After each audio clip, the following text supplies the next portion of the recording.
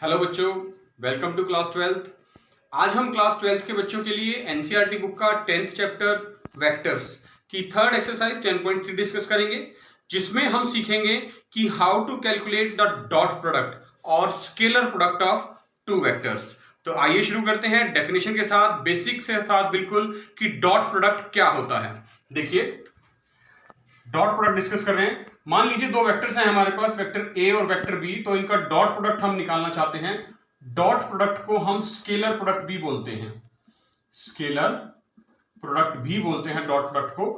ए dot B जब calculate किया जाता है तो उसका मीनिंग होता है, हमने लिखना है magnitude of vector A into magnitude of vector B into cosine of the angle between these two vectors A and B. यानी ए और बी के बीच में जो एंगल बनेगा वो एंगल थीटा यहां लिखा जाएगा कॉस थीटा के साथ। तो ए डॉट बी जो डॉट प्रोडक्ट है दो वेक्टर्स का, वो निकलता है magnitude of A into magnitude of B into cosine of theta. और इसी फॉर्मूले की हेल्प से, इसी डॉट प्रोडक्ट की हेल्प से हम इन दो वेक्टर्स के बीच का एंगल भी कैलकुलेट कर सकते हैं। मान लीजिए कॉस थीटा की वैल्यू निकालनी है यहां से, तो क्या आएगी? देखिए, कॉस थीटा की वैल्यू आएगी ये ए डॉट बी, और ये जो मैग्नीट्यूड ऑफ ए और मैग्नीट्यूड ऑफ बी है ये इसके अपॉन में आ जाएगा, डिवाइड में। तो डिवाइड में magnitude of A into magnitude of B, यानी वेक्टर ए का मैग्नीट्यूड और वेक्टर बी का मैग्नीट्यूड को मल्टीप्लाई करके डिवाइड में लिख देंगे। तो ये जो एंगल है ये कॉस थीटा बन गया हमारे पास, और यहां से थीटा की वैल्यू ये कोसाइन इधर जाके कॉस इनवर्स। तो this is the angle between two vectors A and B. ये हमारे पास दो वेक्टर्स ए और बी के बीच का एंगल फाइंड आउट करने का एक फॉर्मूला आ गया। अब बात करते हैं कंपोनेंट्स की फॉर्म में। जैसे हम कोई भी वेक्टर ए लिखते हैं, a1i plus a2j plus a3k, तो हमारे पास दूसरा वेक्टर, मान लीजिए हमने वेक्टर बी लिख लिया है, b1i plus b2j plus b3k, और इन दो वेक्टर्स का हम डॉट प्रोडक्ट निकालना चाहते हैं a डॉट b। तो हम सिर्फ i कंपोनेंट को i कंपोनेंट से मल्टीप्लाई करते हैं, यानी a1 b1, j कंपोनेंट को j कंपोनेंट से मल्टीप्लाई करते हैं प्लस a2 b2, और k कंपोनेंट को k कंपोनेंट से मल्टीप्लाई करते हैं a3 b3। तो ये हमारे पास वैल्यूज आती है दो डॉट प्रोडक्ट की, अगर वेक्टर a और वेक्टर b हमें दे रखे हैं कंपोनेंट्स की फॉर्म में। तो इस तरह से क्यों आता है? एक्चुअली क्या होता है, देखिए, जो हमारे पास ये i, j और k, ये तीन कंपोनेंट होते हैं। i कैप होता है along x axis, j cap along y axis, और k कैप यूनिट वेक्टर होता है अलोंग z एक्सिस। तो ये साइक्लिक ऑर्डर में चलते हैं, राइट। आपने ध्यान रखना है, जब भी डॉट प्रोडक्ट की बात करेंगे, इन डॉट प्रोडक्ट, जब भी हम डॉट प्रोडक्ट की बात करेंगे, स्केलर प्रोडक्ट की, तो unit vector i dot i same vector के साथ इटसेल्फ j डॉट j या k डॉट k, इनकी वैल्यू होती है 1, और डिफरेंट कंपोनेंट के साथ, यानी i डॉट j हो या j डॉट k हो या k डॉट i लिखा हो, इनकी वैल्यू होती है 0। तो यूनिट वेक्टर का dot product with itself, i का i के साथ, j का j के साथ, k का k के साथ हमेशा 1 के इक्वल होगा, और डिफरेंट के साथ, i का j के साथ हो या i का k के साथ हो, j का k के साथ हो या j का i के साथ हो, k का i के साथ हो या i का k का j के साथ हो। तो जब भी डिफरेंट कंपोनेंट्स का डॉट प्रोडक्ट लिया जाएगा उसकी वैल्यू हमेशा 0 लिखी जाएगी। यही एक रीजन था कि सिर्फ हमारे पास जब हम डॉट प्रोडक्ट निकालते हैं कंपोनेंट्स की फॉर्म में, तो इस फॉर्म में रिजल्ट निकल के आता है। देखिए, 10.3 से स्टार्ट कर रहे हैं। फर्स्ट क्वेश्चन के साथ लिखा है, find the angle between two vectors A and B. दो वेक्टर्स हैं ए और बी, उनके बीच का एंगल फाइंड आउट करना है विद मैग्नीट्यूड्स √3 एंड 2 रिस्पेक्टिवली। यानी हमें जो चीजें गिवन है पहले वो देखते हैं। हमें गिवन है मैग्नीट्यूड ऑफ वेक्टर ए √3 और magnitude of vector b 2। Having a dot b की वैल्यू भी गिवन है, a dot b is equal to √6। तो हमें तीन चीजें गिवन है स्टेटमेंट में, magnitude of vector a, magnitude of vector b और a डॉट b की वैल्यू यानी कि √6। हमें बताना है angle between vector a and b की, a और b के बीच में क्या एंगल रहेगा। तो एंगल फाइंड आउट करने का फॉर्मूला हमने आपको भी बताया, फिर से लिख देता हूं मैं। कोसाइन ऑफ थीटा निकालते हैं जब भी एंगल निकालना होता है दो वेक्टर्स के बीच में, कॉस थीटा। फॉर्मूला था a dot b divide by magnitude of A into magnitude of B. ये फॉर्मूला था हमारा। देखिए इसमें हमें जो जो वैल्यूज गिवन है, ए डॉट बी की वैल्यू हमें गिवन है स्टेटमेंट में √6, तो यहां √6 लिख देते हैं। मैग्नीट्यूड ऑफ ए गिवन है हमें √3 into magnitude of be given है हमें 2 into 2।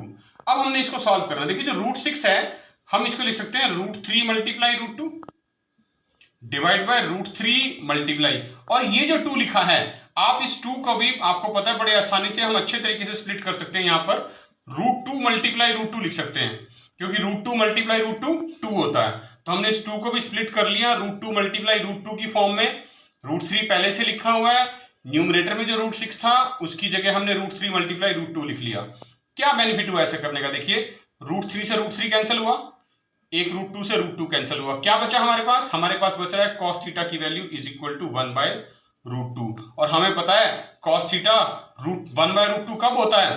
According to trigonometric table when theta is equal to 45 degree, यानी π/4। तो angle between two vectors A and b is π/4 और 45 डिग्री। एग्जैक्टली इसी प्रोसेस पे देखते हैं क्वेश्चन नंबर 2 हम। देखिए सेकंड क्वेश्चन में लिखा है find the angle between vectors A and b. अब हमें सिर्फ एंगल ए और बी गिवन है। अब वेक्टर ए और बी जब गिवन होते हैं हमें, तो वेक्टर ए और बी के साथ हम एंगल कैसे निकाल सकते हैं? एंगल देखते हैं क्या चाहिए हमें। एंगल हमने आपको बताया formula cos theta a dot b divided by magnitude of A into magnitude of B. यानी हमें 3 चीजें चाहिए। एक तो हमें ए डॉट बी चाहिए न्यूमरेटर में, और डिनोमिनेटर में मैग्नीट्यूड ऑफ वेक्टर ए और मैग्नीट्यूड ऑफ वेक्टर बी, यानी 3 चीजें निकालनी है। तो सबसे पहले हम ए डॉट बी निकालते हैं। देखिए ए डॉट बी कैसे निकलेगा? वेक्टर ए की वैल्यू लेते हैं i - 2j + 3k dot product, और वेक्टर बी की वैल्यू 3i - 2j + k। इसको सॉल्व करते हैं। पहले देखिए डॉट प्रोडक्ट लेना है, तो हमने आपको बताया सबसे पहले क्या करना है, इस i कंपोनेंट को इससे मल्टीप्लाई करेंगे i कंपोनेंट से। यहां है 1 मल्टीप्लाई 3, और क्योंकि i डॉट i 1 होता है तो लिखने की जरूरत नहीं है, 1 आ जाएगा, यहां पे 3 आ गया। अब इस 1i को आप j कंपोनेंट से जब मल्टीप्लाई करेंगे तो i डॉट j आएगा, वो 0 होता है। फिर i डॉट k आएगा, वो भी 0 होता है। तो ये सबसे इंपॉर्टेंट बात जो यहां पर आपने याद रखनी है कि i dot i 1, j dot j 1, k dot k 1, और i डॉट j या j डॉट k या k डॉट i, जो हमारी वैल्यूज हैं ये 0। यानी i कंपोनेंट का डॉट प्रोडक्ट 1, यानी सिर्फ i कंपोनेंट से i कंपोनेंट की वैल्यू मल्टीप्लाई करने पे आ गई 1 मल्टीप्लाई 3। j और k के साथ मल्टीप्लाई करने पे 0 आएगा, तो हम लिखेंगे नहीं। अब बात करते हैं -2j की। -2j जब i कंपोनेंट से मल्टीप्लाई होगा तो 0 आएगा। j को j कंपोनेंट से मल्टीप्लाई करना है, यानी -2 को -2 से मल्टीप्लाई करना है, तो कितना आएगा? +4। j कंपोनेंट को k से मल्टीप्लाई करेंगे फिर 0 हो जाएगा। अब बात करेंगे k कंपोनेंट की। k कंपोनेंट को i से मल्टीप्लाई, k डॉट i 0 होता है, k डॉट j भी 0 होता है, सिर्फ k डॉट k की वैल्यू आएगी। यानी k कंपोनेंट यहां पर 3 है और यहां पर 1, तो 3 × 1 3, तो +3। तो ये आगे देखिए 3 + 4 7 + 3 10। तो ये हमारे पास a डॉट b की वैल्यू आ गई, पहली चीज। दूसरी हमें निकालनी है magnitude of vector a। Magnitude of vector कैसे निकलेगा? Square root of i component का स्क्वायर यानी 1 का स्क्वायर, प्लस j कंपोनेंट का स्क्वायर यानी -2 का स्क्वायर, प्लस k कंपोनेंट का स्क्वायर यानी 3 का स्क्वायर। तो ये आगे देखिए 1 का स्क्वायर 1, -2 का स्क्वायर 4, और 3 का स्क्वायर होता है 9। तो ये हो गया 9 + 1 10 + 4 14, √14। इसी तरह से मैग्नीट्यूड ऑफ b की value square root of b component में देखेंगे, i कंपोनेंट का स्क्वायर 3 का स्क्वायर, j कंपोनेंट का स्क्वायर -2 का स्क्वायर, और k कंपोनेंट का स्क्वायर यानी 1 का स्क्वायर। तो फिर से देखिए क्या आएगा, 3 का स्क्वायर 9, 2 का स्क्वायर 4 + 1, अगेन हमारे पास आ गया √14। तो हमारे पास अब तीनों चीजें हमने कैलकुलेट कर ली, a dot b, magnitude of a, magnitude of b। ये हमारा जो cos थीटा का फॉर्मूला है वहां पुट कर देते हैं। क्या था cos थीटा का फॉर्मूला एंगल निकालने का? a dot b divide by magnitude of a into magnitude of b। तो a डॉट b आया हमारे पास 10, डिवाइड बाय मैग्नीट्यूड ऑफ ए आया √14 इंटू मैग्नीट्यूड ऑफ बी भी क्या आया √14, तो ये हो गया 10 अपॉन √14 मल्टीप्लाई √14, सेम टर्म है रूट के अंदर, रूट से रूट कैंसिल हो जाएगा, सिर्फ 14 आ गया, 2 से कैंसिल कर दीजिए, 2 5 जा 10, 2 7 जा 14, यानी 5/7 आ गई कॉस थीटा की वैल्यू। कॉस थीटा की वैल्यू 5/7 आ गई। हमें थीटा निकालना है, angle between a and b, तो कॉस उधर जाके कॉस इनवर्स 5/7, तो this is the angle between two vectors A and b. उसके बाद देखिए हम क्वेश्चन नंबर 4 डिस्कस कर रहे हैं एक्सरसाइज 10.3 का।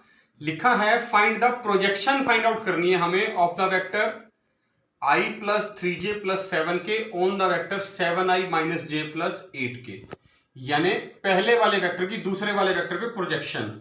तो लेट कर लें अगर हम कि वेक्टर a जो है that is equal to i + 3j + 7k and vector b जो है that is equal to 7i - j + 8k।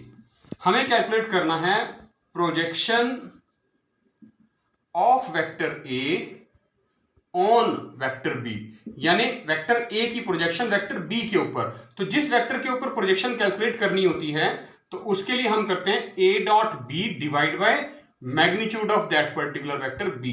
अगर हमें कहा जाता प्रोजेक्शन ऑफ वेक्टर b निकालो ऑन a, तो a.b न्यूमरेटर तो सेम रहता, डिवाइड करते मैग्नीट्यूड ऑफ वेक्टर a से। अब कहा गया है projection of vector a on b, तो इसलिए डिवाइड कर रहे हैं a.b को मैग्नीट्यूड ऑफ वेक्टर b के साथ।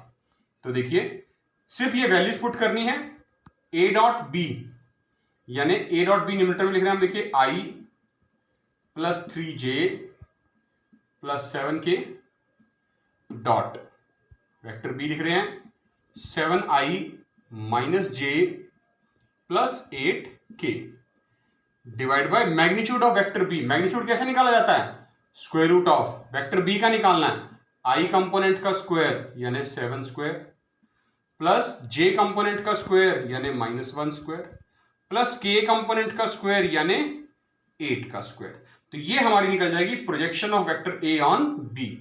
तो डॉट प्रोडक्ट देखिए हमने बताया था i कंपोनेंट के साथ मल्टीप्लाई होता है, यानी 1 × 7 रीजन भी इसका बताया था कि i.i 1, j.j 1 और k.k 1, तो j कंपोनेंट के साथ मल्टीप्लाई होगा, यानी 3 × -1 -3। अब k कंपोनेंट के साथ मल्टीप्लाई होगा, 7 × 8 56, राइट। ये हमारा निकल गया a.b divide by square root of 7 का स्क्वायर होता है देखिए 49, 1 का स्क्वायर 1 और 8 का स्क्वायर 64, तो यह गया 56 और 7 - 3 4, 56 + 4 60 divide by square root of 49 + 1 50 और 50 + 64 √114। तो ये होगा देखिए projection of vector a on b 60/√114। तो इस तरह से आप किसी भी एक वेक्टर की दूसरे वेक्टर के ऊपर प्रोजेक्शन इजीली कैलकुलेट कर सकते हैं। ध्यान रखना है जिस पर प्रोजेक्शन होगी ऑन विच वेक्टर उसी के मैग्नीट्यूड से डिवाइड करना है उन दोनों के डॉट प्रोडक्ट को। अब हम चलते हैं क्वेश्चन नंबर 6 की तरफ। देखिए क्वेश्चन नंबर 6 में हमें मैग्नीट्यूड ऑफ वेक्टर a और magnitude of vector b find out करने हैं। Find magnitude of a and magnitude of b। Given क्या क्या है, गिवन है हमें a + b और a - b का डॉट प्रोडक्ट इक्वल टू 8 और मैग्नीट्यूड ऑफ a गिवन है 8 times of magnitude of b। तो देखिए जो चीज गिवन है सबसे पहले उसी को लेकर चलेंगे हम। हमें गिवन है a + b dot product of a - b के साथ है, इसका 8 के साथ गिवन है। अब वेक्टर सी हैं, कंपोनेंट्स नहीं है, तो डॉट प्रोडक्ट देखिए a का डॉट प्रोडक्ट a के साथ, यानी सेम वेक्टर का डॉट प्रोडक्ट विद इटसेल्फ लेते हैं, तो हम लिख लेंगे यहां पर a.a। अब a का डॉट प्रोडक्ट हमने -b के साथ लिखना है, तो विद नेगेटिव साइन a.b, फिर बीच में प्लस साइन। अब वेक्टर b का डॉट प्रोडक्ट a के साथ लेंगे तो b.a और वेक्टर b का डॉट प्रोडक्ट b के साथ विद नेगेटिव साइन b.b और इज इक्वल टू 8। अब यहां पर वेक्टर की प्रॉपर्टीज का हम यूज करेंगे, मेंशन कर देता हूं। जब भी आप किसी भी वेक्टर का सेम वेक्टर के साथ डॉट प्रोडक्ट लेते हैं, यानी वेक्टर a.a विद इटसेल्फ, तो वो बन जाता है magnitude of that particular vector और उसका स्क्वायर। और दूसरी बात स्केलर प्रोडक्ट में, डॉट प्रोडक्ट में, कि ए डॉट बी और बी डॉट ए हमेशा इक्वल होते हैं। स्केलर प्रोडक्ट में जब भी डॉट प्रोडक्ट की बात की जाए तो दो वेक्टर्स का प्रोडक्ट ए डॉट बी और बी डॉट ए दोनों हमेशा बराबर होते हैं। तो इन दोनों प्रॉपर्टीज का अगर मैं यूज करूं इस ऊपर वाली स्टेटमेंट में तो क्या बनेगी, ए डॉट ए जो बनेगा वो बनेगा magnitude of a square. A dot b और बी डॉट ए हमने कहा इक्वल होते हैं, तो ये माइनस ए डॉट बी है और ये प्लस ए डॉट बी है, तो दोनों कैंसिल हो गए। रीजन हमने मेंशन कर दिया, क्योंकि ए डॉट बी और बी डॉट ए बराबर होते हैं। Minus b dot b with itself same product, magnitude of B square is equal to 8। ये आ गया। अब हमें स्टेटमेंट में एक और चीज गिवन है, उसका यूज करेंगे। क्या था गिवन, कि मैग्नीट्यूड ऑफ ए जो है वो a times of magnitude of b है। यानी मैग्नीट्यूड ऑफ ए की वैल्यू अगर मैं यहां से पुट करूं a times of magnitude of b, और उस सारे का लगाना है स्क्वायर, ये लगा दिया स्क्वायर, और बाकी term same, magnitude of B square is equal to 8। क्या बचेगा देखिए, 8 का स्क्वायर कितना हुआ यहां पर 64, magnitude of B square minus magnitude of B square is equal to 8, और ये 64 है मैग्नीट्यूड ऑफ बी स्क्वायर, ये -1 है, तो 64 - 1 यानी 63 times of magnitude of B square is equal to 8। तो मैग्नीट्यूड ऑफ बी स्क्वायर की वैल्यू आ गई है 8/63। ये जो 63 है यहां अपॉन में आ जाएगा 8 के, 8/63। हमें वैल्यू निकालने के लिए कहा गया था मैग्नीट्यूड ऑफ बी की, तो मैग्नीट्यूड ऑफ बी की वैल्यू क्या आएगी, मैग्नीट्यूड है तो पॉजिटिव वैल्यू आएगी, नेगेटिव आ नहीं सकती, स्क्वायर रूट ऑफ 8/63। तो 8 स्क्वायर रूट को है देखिए आप लिख सकते हैं 4 × 2, और 63 का जो स्क्वायर रूट है उसको आप लिख सकते हैं 9 × 7। 4 का स्क्वायर रूट होता है 2, ये आ गया 2√2। 9 का स्क्वायर रूट होता है 3, तो ये आ गया 3√7। तो ये देखिए हमारे पास मैग्नीट्यूड ऑफ बी की वैल्यू निकल आई 2√2 डिवाइड बाय 3√7। हमें मैग्नीट्यूड ऑफ बी की वैल्यू निकालनी थी और मैग्नीट्यूड ऑफ ए की भी निकालनी थी। और मैग्नीट्यूड ऑफ ए की वैल्यू कैसे निकलेगी, जो रिलेशन हमें स्टेटमेंट में गिवन है और हमने यूज भी किया है कि a times of magnitude of B, यानी जो भी मैग्नीट्यूड बी का निकलेगा उसको 8 से मल्टीप्लाई कर दो, और मैग्नीट्यूड ऑफ बी क्या निकला था हमारा 2√2 डिवाइड बाय 3√7। तो ये देखिए 8 × 2 16, यानी 16√2/3√7। तो ये मैग्नीट्यूड ऑफ ए की वैल्यू आ गई हमारे पास 16√2/3√7, और मैग्नीट्यूड ऑफ बी की वैल्यू आ गई थी 2√2/3√7। Let's take question number 7 of exercise 10.3। Evaluate the product 3a - 5b, dot product है 2a + 7b के साथ लेना है। डॉट प्रोडक्ट हमने आपको बताया वेक्टर a 3a है, सबसे पहले इसका डॉट प्रोडक्ट 2a के साथ लिखा जाएगा। तो स्केलर जो कंपोनेंट है 3 और 2 मल्टीप्लाई हो जाएंगे 6 और a डॉट a। फिर 3a को हमने डॉट प्रोडक्ट लेना है 7b के साथ, यानी 3 × 7 21 और a डॉट b। फिर माइनस साइन आएगा, 5b का हमने डॉट प्रोडक्ट लेना है 2a के साथ, 5 × 2 10 और b डॉट a। और अब 5 का डॉट प्रोडक्ट लेना है 7b के साथ, तो 7 5 35 with negative sign -35 b dot b।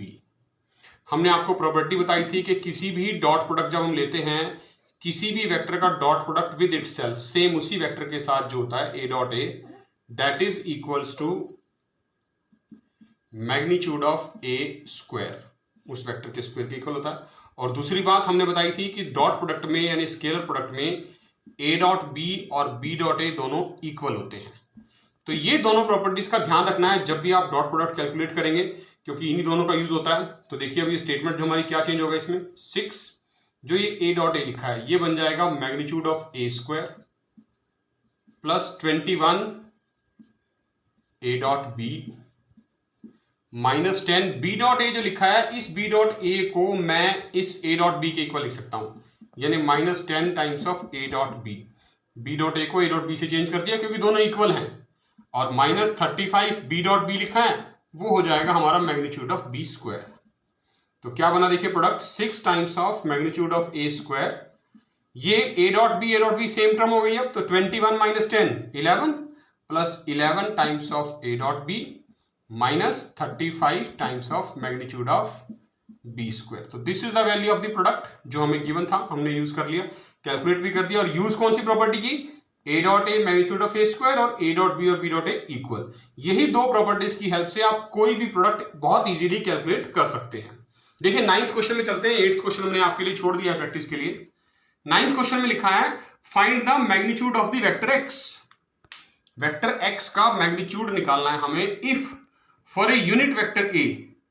Given क्या है? देखिए स्टेटमेंट में गिवन है यूनिट वेक्टर ए, और यूनिट वेक्टर का मतलब है कि इसका जो मैग्नीट्यूड आएगा वो 1 आएगा। This is the meaning of unit vector. और प्रोडक्ट हमें गिवन है x minus a, vector x minus a dot product x plus a is equal to 12। हमें इसमें से मैग्नीट्यूड ऑफ x की वैल्यू निकालनी है। तो देखिए x डॉट x लिया जाएगा पहले, यानी x डॉट x, अभी x डॉट x की फॉर्म में लिखेंगे, प्रॉपर्टी का यूज करके बाद में चेंज करेंगे। फिर x का प्रोडक्ट a के साथ प्लस x डॉट a, फिर माइनस a का प्रोडक्ट x के साथ dot product minus a dot x, और फिर a का प्रोडक्ट a के साथ minus a dot a is equal to 12। अब हमारी प्रॉपर्टीज कि किसी भी वेक्टर का डॉट प्रोडक्ट विद इटसेल्फ अपने आप के साथ लेते हैं तो वो मैग्नीट्यूड ऑफ स्क्वायर के इक्वल हो जाता है, और दूसरी कि a डॉट b और b dot a scalar product में हमेशा इक्वल होते हैं। बार बार लिख रहे हैं ताकि याद हो जाए आपको। तो x डॉट x बनेगा मैग्नीट्यूड ऑफ x स्क्वायर, ये x डॉट है और ये a डॉट x दोनों इक्वल हो गए, तो ये पॉजिटिव है नेगेटिव है कैंसिल हो जाएंगे यहीं से, और हमारे पास बचेगा with negative sign a dot a यानी magnitude of a square is equal to 12। अब हमें स्टेटमेंट में गिवन है कि जो मैग्नीट्यूड ऑफ a है वो 1 है, क्योंकि वेक्टर a यूनिट वेक्टर है। तो इसका मतलब क्या हुआ? अगर मैग्नीट्यूड ऑफ a 1 है तो 1 का स्क्वायर भी 1 ही होगा, तो 1 का स्क्वायर लिख दिया हमने यहां पर इज इक्वल टू 12। तो magnitude of x whole square की वैल्यू क्या आएगी? -1 का 1 का स्क्वायर 1 ही होता है, तो ये हो गया, ये -1 उधर जाके +1 बन जाएगा, 12 प्लस 1 इज इक्वल टू 13। यानी मैग्नीट्यूड ऑफ x जो आ गया है वो plus minus square root of 13। अब क्योंकि मैग्नीट्यूड की बात कर रहे हैं तो नेगेटिव साइन नहीं लेंगे, only positive, we have got root 13। देखिए अब हम 13th क्वेश्चन डिस्कस कर रहे हैं एक्सरसाइज 10.3 का। If a b and c are unit vectors, given क्या है? a b और c तीन वेक्टर गिवन है और तीनों के तीनों यूनिट वेक्टर हैं। यूनिट वेक्टर का मतलब समझ रहे हैं, उनका मैग्नीट्यूड 1 है। एक कंडीशन भी है such that a plus b plus c is equal to 0, यानी तीनों का जो सम है वो 0 के इक्वल है। कहा क्या गया है? Find the value of a dot b plus b dot c plus c dot ए।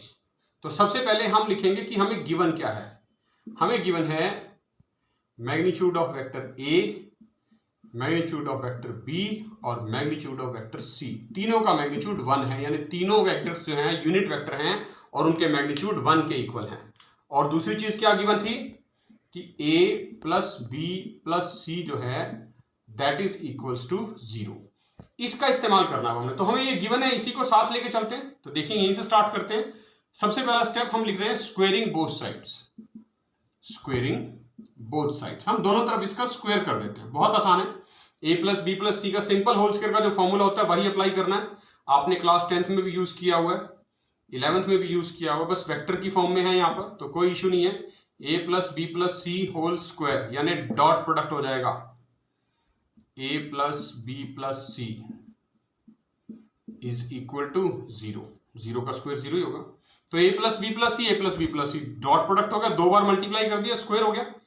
अब क्या करना है, आप इनका डॉट प्रोडक्ट कैलकुलेट करेंगे। देखिए वेक्टर a का डॉट प्रोडक्ट a के साथ a डॉट a का डॉट प्रोडक्ट b के साथ a डॉट b, a का डॉट प्रोडक्ट c के साथ a dot c। Similarly b का डॉट प्रोडक्ट पहले a के साथ b डॉट a, फिर b का डॉट प्रोडक्ट b के साथ b डॉट b, और फिर b का डॉट प्रोडक्ट c के साथ यानी b डॉट c।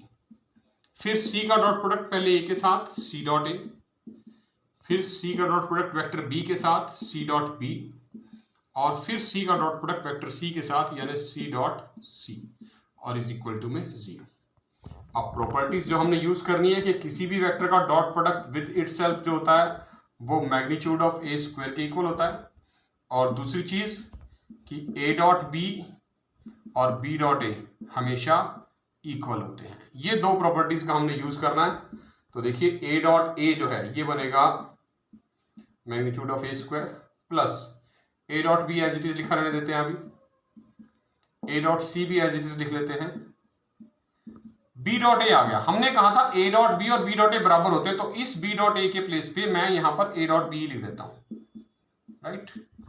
फिर आया बी डॉट बी, यानी ये बन गया मेरा मैग्नीट्यूड ऑफ बी स्क्वायर। फिर है बी डॉट सी,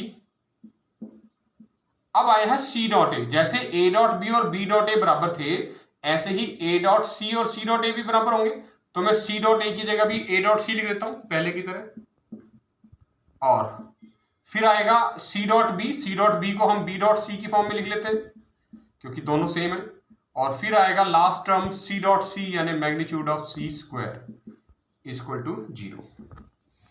स्टेटमेंट में गिवन था मैग्नीट्यूड ऑफ ए बी और सी तीनों 1 है, उनकी वैल्यूज पुट करेंगे। देखिए अभी पहले magnitude of a square plus, सबसे पहले क्या कर रहे हैं, जो ए डॉट बी लिखा हमने और ये ए डॉट बी लिखा सेम है, दोनों पॉजिटिव है, ऐड हो जाएंगे, 2 times of A dot b बन जाएगा।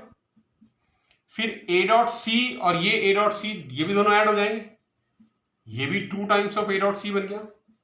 फिर आएगा मैग्नीट्यूड ऑफ बी स्क्वायर, वो लिख लिया हमने। और अब लास्ट टर्म बची है बी डॉट सी और बी डॉट सी, दोनों सेम है, 2 टाइम्स हो जाएंगे, 2 टाइम्स बी डॉट सी, और magnitude of C square is equal to 0। अब हमने जो प्रॉपर्टी यूज करनी है कि magnitude of a, magnitude of b और मैग्नीट्यूड ऑफ सी तीनों किसके इक्वल गिवन है, 1 के।